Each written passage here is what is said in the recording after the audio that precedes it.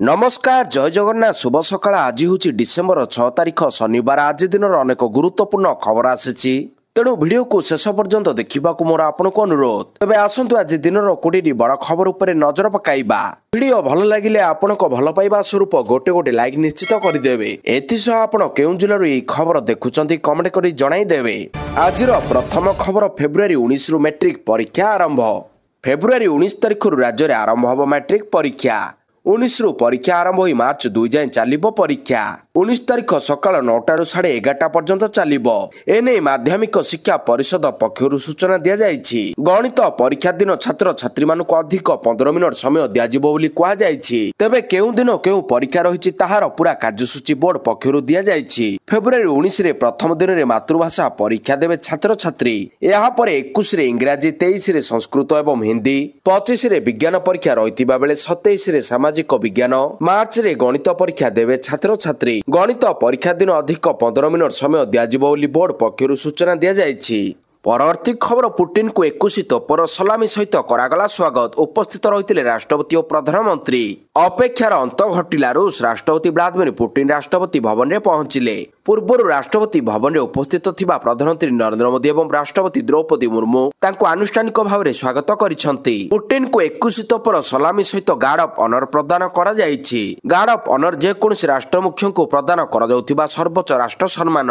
एहा परे पुटिन राजघाट अभिमुखे बाहरी महात्मा गांधी को श्रद्धांजलि अर्पण करिसंती। ए सब कार्यक्रम पर हैदराबाद हाउस रे प्रधानमंत्री मोदी सह पुटिन को गुरुत्वपूर्ण प्रसंग पर बैठक आयोजन होईछि। परवर्ती खबर एएनएम प्रश्नपत्र लीक पर परीक्षा बातिल। मालकानगिरी जिले में एएनएम परीक्षा प्रश्नपत्र लीक हेबा परे बातिल हैला परीक्षा। परीक्षार 3 घंटा पूर्व एएनएम प्रश्नपत्र लीक होइतिबा नि अभियोग होईछि।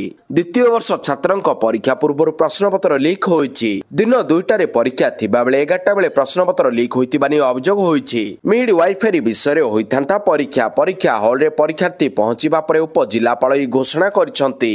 परवर्ती खबर विश्वविद्यालय महाविद्यालय रे खाली पड़ी पदवी। विश्वविद्यालय रे प्राध्यापक मरुड़ी। राज्य में विश्वविद्यालय गुड़िक खाली पड़ी प्राध्यापक पदवी। खाली पड़ी 1430 पदवी। एथिरु 261 प्राध्यापक, 459 सहयोगी प्राध्यापक और 710 सहकारी प्राध्यापक पद खाली पड़ी। गृह रे उत्तर रखिछंती उच्च शिक्षा मंत्री सूर्यवंशी सूरज। मंत्री उत्तर अनुसार 14टी विश्वविद्यालय रे कुलपति नियुक्ति प्रक्रिया जारी रही। 6टी विश्वविद्यालय आशायी कुलपति मानक साक्षात कार्यक्रम सरीछि। सेबडे सरकारी महाविद्यालय रे 566 अध्यापक पदवी खाली पड़ी। परवर्ती खबर डिसेम्बर 2025 शेष सुधा संपूर्ण होगा बरमुंडा पदयात्री फुट ओवरब्रिज। भुवनेश्वर व्यस्तबहुल बरमुंडा रे 57 मीटर लंब, 3 मीटर प्रस्थ एवं 6 मीटर उच्च पदयात्री फुट ओवरब्रिज शेष पर्याय पहुंची जाइछि। जहार निर्माण कार्य डिसेम्बर 2025 शेष सुधा संपूर्ण हेबो बोली आशा करा जाउछि।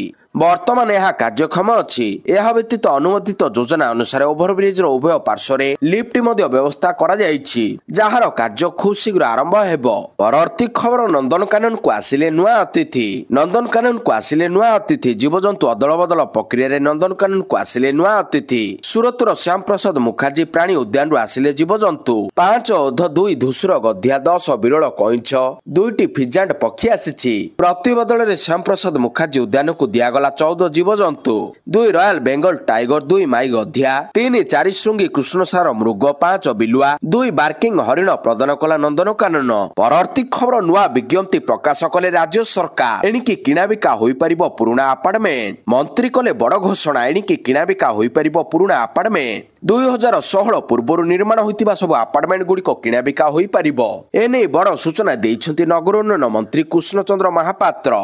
रेरा आईन संशोधन करी नुआ विज्ञप्ति प्रकाश कले राज्य सरकार। दीर्घ समय तर्जमा पर नियम को सरलीकरण करने कथा कहते नगर उन्नयन मंत्री। पूर्व सरकार अपार्टमेंट किणाबिका निष्पत्ति अत्यंत दुर्भाग्यजनक थिला बोली मंत्री कहवा सहित नुआ नियम अनुसार लोके उपकृत हेबे बोली कहते मंत्री। दीर्घ दिन धरी एने कटकणा रहितिबारु अनेक मालिक सेमानक फ्लैट बिक्री करि पारु नथिले। परवर्ती खबर पुलिस एसआई स्कैम। सीबीआई प्रथम एक्शन। दीघा मॉडल मास्टरमाइंड गिरफ। पुलिस एसआई परीक्षा जालियाती घटना रे सीबीआई बड़ एक्शन। दीघा मॉडल मास्टरमाइंड को उठाई आनी ଆଣିଲା ସିବିଆଇ। ମାଷ୍ଟରମାଇଣ୍ଡ କୁ ପାରଳାଖେମୁଣ୍ଡିକୁ ଉଠାଇ ଆଣିଲା ସିବିଆଇ। ମାଷ୍ଟରମାଇଣ୍ଡ ବିରଞ୍ଚି ନାରାୟଣ ନାୟକ ସିବିଆଇରେ ଅଟକ। ଦେଶରେ ଜାଲିଆତିରେ ସିବିଆଇର ପ୍ରଥମ ଆକ୍ସନ। ଦଲାଲ ଅରବିନ୍ଦ ଦାସର ସହଯୋଗୀ ହେଉଛି ବିରଞ୍ଚି ନାୟକ। ପରବର୍ତ୍ତୀ ଖବର ରାଜଧାନୀରେ ପ୍ରାଥମିକ ଶିକ୍ଷକଙ୍କ ଗର୍ଜନ। 2 ଦଫା ଦାବି ନେଇ ଆନ୍ଦୋଳନ କରୁଛନ୍ତି ଶିକ୍ଷକ ସଂଘ। ରାଜଧାନୀରେ ପ୍ରାଥମିକ ଶିକ୍ଷକଙ୍କ ଗର୍ଜନ। ପ୍ରାଥମିକ ଶିକ୍ଷକ ମହାସଂଘର ବଡ଼ ବିକ୍ଷୋଭ। 2 ଦଫା ଦାବି ନେଇ ଆନ୍ଦୋଳନ କରୁଛନ୍ତି ଶିକ୍ଷକ ସଂଘ।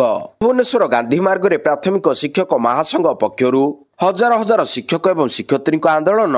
ପ୍ରାଥମିକ ଶିକ୍ଷକମାନଙ୍କୁ ମୂଳ ପଦବୀ ଅନୁସାରେ ମୂଳ ବେତନ ଦେବା ପାଇଁ ଦାବି କରିଛି ମହାସଂଘ। ମୂଳ ପଦବୀକୁ ଅପଗ୍ରେଡ୍ କରି ଲେବୁଲ 9 ଅନୁସାରେ ମୂଳ ବେତନ 35,400 ଟଙ୍କା ପ୍ରଦାନ କରିବା ପାଇଁ ଦାବି କରାଯାଇଛି। ଏହାସହ ପ୍ରାଥମିକ ଶିକ୍ଷା ବ୍ୟବସ୍ଥାରୁ ଠିକା ପ୍ରଥା ଉଚ୍ଛେଦ କରିବା ପାଇଁ ଦାବି କରୁଛନ୍ତି ଶିକ୍ଷକ ଏବଂ ଶିକ୍ଷୟିତ୍ରୀ। ପରବର୍ତ୍ତୀ ଖବର ବଦଳିବ ପ୍ରଥମରୁ ଦ୍ୱାଦଶ ପୁସ୍ତକ। ରାଜ୍ୟର ବିଦ୍ୟାଳୟ ଶିକ୍ଷା କ୍ଷେତ୍ରରେ ବ୍ୟାପକ ସଂସ୍କାର ଆଣିବା ପାଇଁ ଓଡ଼ିଶା ସରକାର ପ୍ରଥମରୁ ଦ୍ୱାଦଶ ଶ୍ରେଣୀ ପର୍ଯ୍ୟନ୍ତ ପାଠ୍ୟକ୍ରମରେ ପରିବର୍ତ୍ତନ ଆଣିବା ପାଇଁ ଯୋଜନା କରୁଛନ୍ତି। ଗଣଶିକ୍ଷା ମନ୍ତ୍ରୀ ନିତ୍ୟାନନ୍ଦ ଗଣ୍ଡ ଶୁକ୍ରବାର ବିଧାନସଭାରେ ଏହି ସୂଚନା ଦେଇଛନ୍ତି।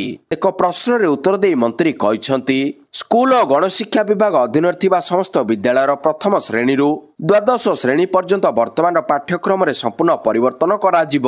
ପାଠ୍ୟପୁସ୍ତକ ପରିବର୍ତ୍ତନ ପାଇଁ ପ୍ରସ୍ତୁତି ପ୍ରକ୍ରିୟା ପର୍ଯ୍ୟାୟକ୍ରମେ ଜାରି ରହିଛି ବୋଲି ଗଣଶିକ୍ଷା ମନ୍ତ୍ରୀ କହିଛନ୍ତି। ପରବର୍ତ୍ତୀ ଖବର ରାଜ୍ୟରେ ଖାଲି ରହିଛି 100 ବିଓ ପଦବୀ। ସର୍ବାଧିକ ଅଛି ଏହି ଜିଲ୍ଲାରେ। ବିନା ମୁରବିରେ ଚାଲିଛି ସ୍କୁଲ। ରାଜ୍ୟରେ ଖାଲି ପଡ଼ିଛି 100 ବିଓ ପଦବୀ। ସର୍ବାଧିକ ମୟୂରଭଞ୍ଜ ଜିଲ୍ଲାରେ 9 ବ୍ଲକରେ ପଦବୀ ଖାଲି ପଡ଼ିଛି। ସେହିଭଳି ଜଗତସିଂହପୁର, କୋରାପୁଟ, ରାୟଗଡ଼ା ଜିଲ୍ଲାର 7ଟି ବ୍ଲକ, ବାଲେଶ୍ୱର ଜିଲ୍ଲାର 6 ବ୍ଲକ, ଅନୁଗୁଳ, କନ୍ଧମାଳ, ଗଞ୍ଜାମ, ସମ୍ବଲପୁର ଜିଲ୍ଲାର 5 ବ୍ଲକ, ଯାଜପୁର, କେନ୍ଦ୍ରାପଡ଼ା, ପୁରୀ, ଭଦ୍ରକ ଜିଲ୍ଲାର 4 ବ୍ଲକ, ଢେଙ୍କାନାଳ, କେନ୍ଦୁଝର, ନବରଙ୍ଗପୁର, ନୟାଗଡ଼, ସୋନପୁର ଜିଲ୍ଲାର 3 ବ୍ଲକ, ବଲାଙ୍ଗୀର, କଟକ, ଖୋର୍ଦ୍ଧା, ମାଲକାନଗିରି, ସୁନ୍ଦରଗଡ଼ ଜିଲ୍ଲାର 2ଟି ବ୍ଲକ, ବରଗଡ଼, ଦେବଗଡ଼, ଗଜପତି ଜିଲ୍ଲାର ଗୋଟିଏ ବ୍ଲକରେ ପଦବୀ ଖାଲି ପଡ଼ିଛି। ବିଧାୟକ ପଦ୍ମଲୋଚନ ପଣ୍ଡାଙ୍କ ପ୍ରଶ୍ନରେ ବିଦ୍ୟାଳୟ ଗଣଶିକ୍ଷା ମନ୍ତ୍ରୀ ନିତ୍ୟାନନ୍ଦ ଗଣ୍ଡ ଉତ୍ତର ରଖିଛନ୍ତି। ପରବର୍ତ୍ତୀ ଖବର ଡିଜିସିଏ ବଦଳାଇଲା ନିୟମ। ସ୍ୱାଭାବିକ ହୋଇପାରେ ଇଣ୍ଡିଗୋ ବିମାନ ଚଳାଚଳ। ଦେଶରେ ଇଣ୍ଡିଗୋ ବିମାନ ଚଳାଚଳରେ ଦେଖାଦେଇଥିବା ସଂକଟକୁ ନେଇ ବଡ଼ ପଦକ୍ଷେପ ନେଇଛି ଡିଜିସିଏ। ନିୟମରେ ପରିବର୍ତ୍ତନ କରି ଡିଜିସିଏ ସାପ୍ତାହିକ ଛୁଟି ନିର୍ଦ୍ଦେଶ ପ୍ରତ୍ୟାହାର କରିନେଇଛି। ଏହି ନିର୍ଦ୍ଦେଶ ପରେ ପରିସ୍ଥିତି ଶୀଘ୍ର ସ୍ୱାଭାବିକ ହେବ ବୋଲି ଆଶା କରାଯାଉଛି। ଇଣ୍ଡିଗୋ ମାମଲାରେ ରାମମୋହନ ନାଇଡୁ ଗୃହମନ୍ତ୍ରୀ ଅମିତ ଶାହାଙ୍କୁ ସୂଚନା ଦେଇଥିଲେ। ଏହାପରେ ନିୟମକୁ ଫେରାଇ ନିଆଯାଇଛି। ପାଇଲଟ ଅଭାବ ଏବଂ ନୂତନ ଡିଜିସିଏ ନିୟମାବଳୀକୁ ଏହାର କାରଣ ଭାବରେ ଦର୍ଶାଯାଇଛି। ଡିଜିସିଏ ଏବେ ସମସ୍ତ ଅପରେଟରଙ୍କୁ କ୍ରୁଜ୍ ସଦସ୍ୟଙ୍କ ପାଇଁ ସାପ୍ତାହିକ ଛୁଟି ସମ୍ପର୍କରେ ନିର୍ଦ୍ଦେଶ ପ୍ରତ୍ୟାହାର କରିନେଇଛି। ପରବର୍ତ୍ତୀ ଖବର ବୈତରଣୀରେ ନିର୍ମାଣ ହେବ ବ୍ୟାରେଜ। ବିଧାନସଭାରେ ବଡ଼ ଘୋଷଣା କଲେ ମୁଖ୍ୟମନ୍ତ୍ରୀ। କେନ୍ଦୁଝର ଜିଲ୍ଲା ପାଟନା ପାଇଁ ମୁଖ୍ୟମନ୍ତ୍ରୀ ଏକ ବଡ଼ ଘୋଷଣା କରିଛନ୍ତି। ତହସିଲ ରାଜନଗର ବୈତରଣୀ ନଦୀରେ ଭୀମକୁଣ୍ଡ ବ୍ୟାରେଜ ନିର୍ମାଣ ହେବାର ପ୍ରସ୍ତାବ ରହିଛି ବୋଲି ଗୁରୁବାର ପାଟନା ବିଧାୟକ ଅଖିଳ ଚନ୍ଦ୍ର ନାୟକଙ୍କ ଅଣତାରକା ପ୍ରଶ୍ନ ସଂଖ୍ୟା 1589ର ଲିଖିତ ଉତ୍ତରରେ ବିଧାନସଭାରେ ଉତ୍ତର ରଖିଛନ୍ତି ମୁଖ୍ୟମନ୍ତ୍ରୀ ମୋହନ ଚରଣ ମାଝୀ। ପରବର୍ତ୍ତୀ ଖବର ଶସ୍ତା ହୋଇପାରେ ଗୃହ ଯାନବାହନ ଋଣ କିସ୍ତି। ରେପୋ ହାର 25 ବେସିସ ପଏଣ୍ଟ କମାଇଲା ରିଜର୍ଭ ବ୍ୟାଙ୍କ। ଭାରତୀୟ ରିଜର୍ଭ ବ୍ୟାଙ୍କ ପକ୍ଷରୁ ରେପୋ ହାର 25 ବେସିସ ପଏଣ୍ଟ ବା 25% ହ୍ରାସ କରାଯାଇଛି। ଏହି ହ୍ରାସ ସହ ରେପୋ ହାର 5.25%ରେ ପହଞ୍ଚିଛି। ଏହା ଫଳରେ ଗୃହ ଓ ଯାନବାହନ ଋଣ ଇଏମଆଇ ଶସ୍ତା ହେବାର ସମ୍ଭାବନା ରହିଛି। ଗତ 3 ତାରିଖରୁ ଆରମ୍ଭ ହୋଇଥିବା ରିଜର୍ଭ ବ୍ୟାଙ୍କର ମୁଦ୍ରାନୀତି କମିଟି ବୈଠକର ଶେଷ ଦିନରେ ଗଭର୍ଣ୍ଣର ସଞ୍ଜୟ ମଲ୍ହୋତ୍ରା ଏହି ବୈଠକରେ ନିଆଯାଇଥିବା ପ୍ରମୁଖ ନିଷ୍ପତ୍ତି ସମ୍ପର୍କରେ ଘୋଷଣା କରିଥିଲେ। ପରବର୍ତ୍ତୀ ଖବର 10ମ ଥର ପାଇଁ ମୁଖ୍ୟମନ୍ତ୍ରୀ ୱାର୍ଲଡସ୍ ବୁକ୍ ଅଫ୍ ରେକର୍ଡସରେ ସ୍ଥାନ ପାଇଲା ନୀତିଶ କୁମାରଙ୍କ ନାଁ। ବିହାର ମୁଖ୍ୟମନ୍ତ୍ରୀ ନୀତିଶ କୁମାର ଆଉ ଏକ ରେକର୍ଡ ହାସଲ କରିଛନ୍ତି। ବିହାର ବିଧାନସଭା ନିର୍ବାଚନରେ ଏନଡିଏର ବିଜୟ ପରେ ନୀତିଶ କୁମାର 10ମ ଥର ପାଇଁ ମୁଖ୍ୟମନ୍ତ୍ରୀ ହୋଇଛନ୍ତି। ଏଥିପାଇଁ ନୀତିଶ କୁମାରଙ୍କ ନାଁ ଏବେ ଲଣ୍ଡନ ୱାର୍ଲଡ ବୁକ୍ ଅଫ୍ ରେକର୍ଡସରେ ସ୍ଥାନ ପାଇଛି। 10ମ ଥର ପାଇଁ ମୁଖ୍ୟମନ୍ତ୍ରୀ ଭାବରେ ଶପଥ ଗ୍ରହଣ କରିବାକୁ ନେଇ London world book of records ପକ୍ଷରୁ ତାଙ୍କୁ ଚିଠି ମାଧ୍ୟମରେ ଅଭିନନ୍ଦନ ଜଣାଯାଇଛି। ପରବର୍ତ୍ତୀ ଖବର ଶେଷ ହେଲା ମୋଦି ପୁଟିନ ଦ୍ୱିପାକ୍ଷିକ ଆଲୋଚନା। 7ଟି ବୁଝାମଣା ସମ୍ପର୍କରେ ସହମତି।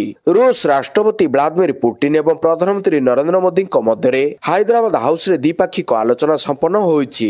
ଏହି ଆଲୋଚନା ପରେ ଦୁଇ ଦେଶ ମଧ୍ୟରେ ହୋଇଥିବା ବୁଝାମଣା ସମ୍ପର୍କରେ ତଥ୍ୟ ଆଦାନ ପ୍ରଦାନ କରାଯାଇଛି। ମୋଦି ଏବଂ ପୁଟିନଙ୍କ ମଧ୍ୟରେ 7ଟି ବୁଝାମଣା ସମ୍ପର୍କରେ ସହମତି ହୋଇଛି। ବିଶେଷ କରି ପ୍ରବାସୀ ସ୍ୱାସ୍ଥ୍ୟ, ମେଡିକାଲ, ଶିକ୍ଷା, ଖାଦ୍ୟ ସୁରକ୍ଷା, ଜାହାଜ ନିର୍ମାଣ, ରାସାୟନିକ ଏବଂ ସାର ଭଳି ପ୍ରସଙ୍ଗରେ ଦୁଇ ଦେଶ ମଧ୍ୟରେ ବୁଝାମଣା ହୋଇଛି। ପୁଟିନଙ୍କ ସହ ହୋଇଥିବା ମିଳିତ ସାମ୍ବାଦିକ ସମ୍ମିଳନୀରେ ମୋଦି ରୁଷବାସୀଙ୍କ ପାଇଁ ଗୁରୁତ୍ୱପୂର୍ଣ୍ଣ ଘୋଷଣା କରିଥିଲେ। ଭାରତ ପକ୍ଷରୁ ରୁଷର ନାଗରିକଙ୍କ ପାଇଁ ମାଗଣା ପର୍ଯ୍ୟଟକ ଭିଜା ଆରମ୍ଭ ହୋଇଛି।